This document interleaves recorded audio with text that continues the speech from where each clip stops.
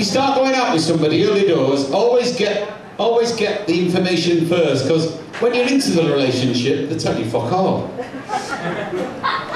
And I always say to them, have you ever been with another woman? Hey, and they always tell you that because they think they're never going to fucking see you again, so they'll tell you shit, won't they? And they always make it long-winded, like it wasn't supposed to happen. They say, well, I went out with her a couple of nights, and I say, well, have you ever been with another woman? Well, once. Always fucking long-winded.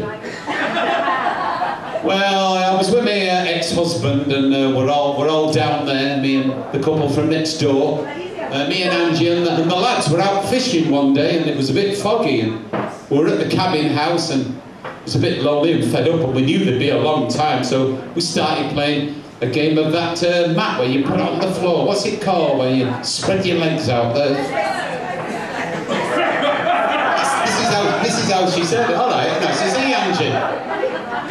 We had a game of that twister, you know, and we got an odd spin, and she got a red dot to right hand, and we all got intermingled, and she accidentally cupped my tit.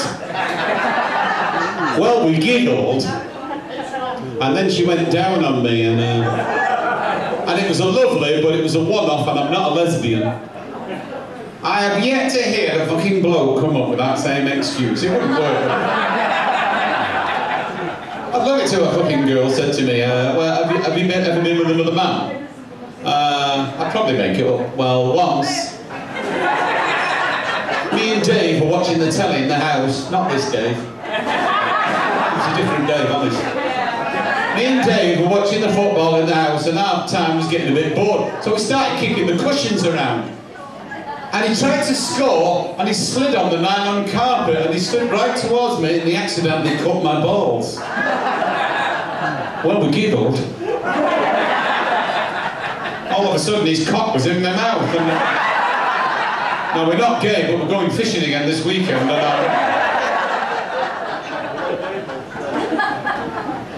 I won't get away with that in spirit, would I? Not even at a late night gig. Here's another one I won't get away with.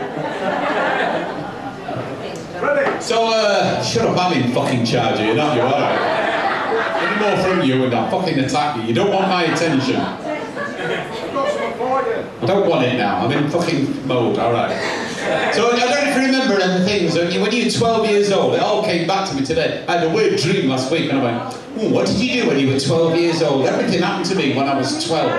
I don't know what happened. Everything. When I was 12 years old, fucking everything happened. Now, I haven't got time to tell you everything that happened.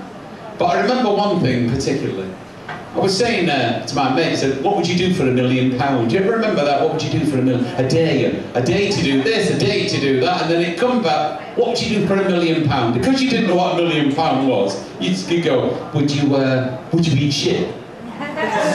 Ew, you dirty bastard, I wouldn't eat shit. Oh, I wouldn't eat shit for $1 trillion, billion, zillion. You know what I'm talking about, do you?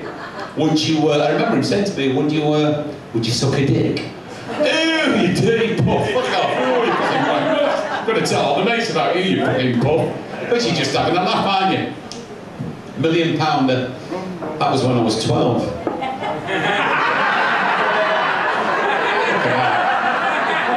Hold on a minute, fucking £1 million? Fucking not a million.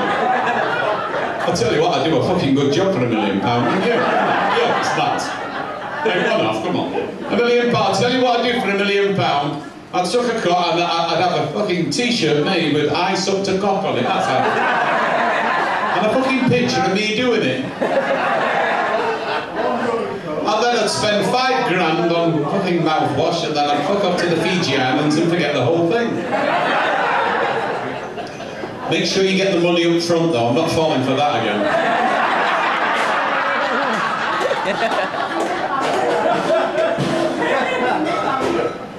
And now a clean one. Here's one that burned at Mallington, get nicked it off. I'll have to have a look now before I tell it all.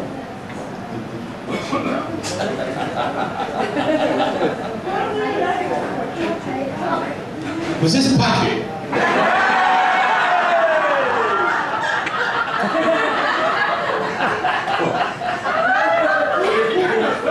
There's an ethnic gentleman, is that right?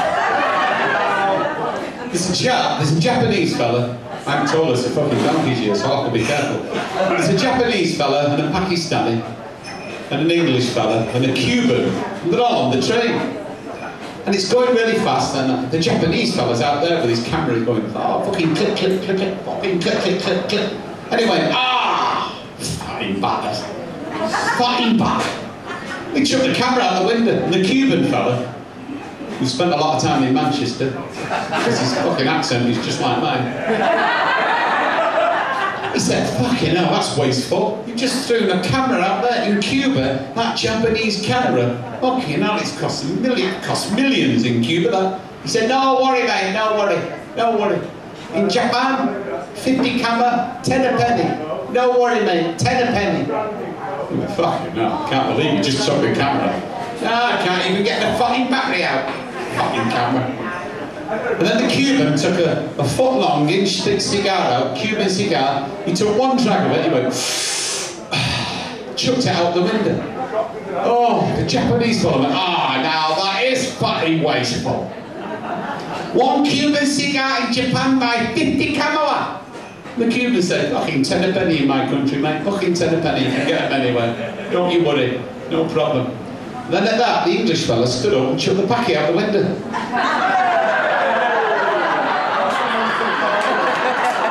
a penny, well done.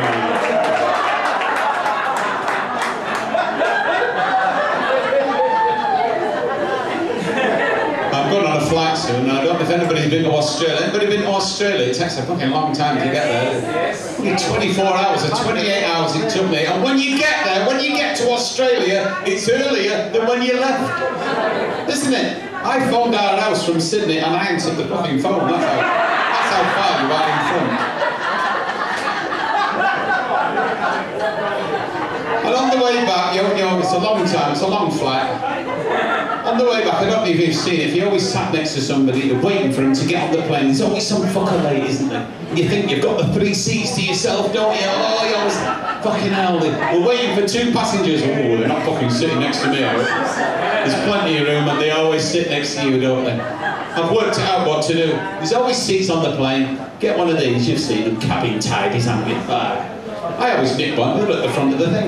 You can put sandwiches in there. Grease-proof, they're lovely. I put sandwiches in there. What I do is put a yoghurt in it.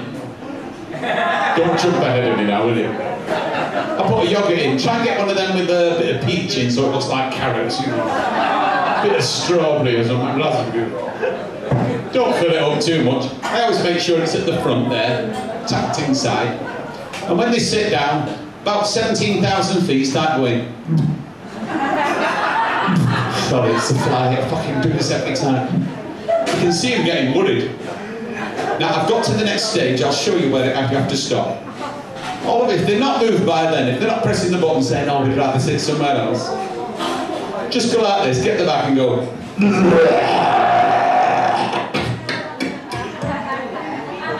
Now, normally by then they've fucked off, honestly. I've never got far enough. But if they're still sat there, go like this.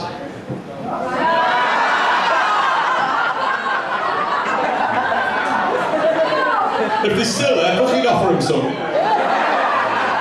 There's no way they're staying.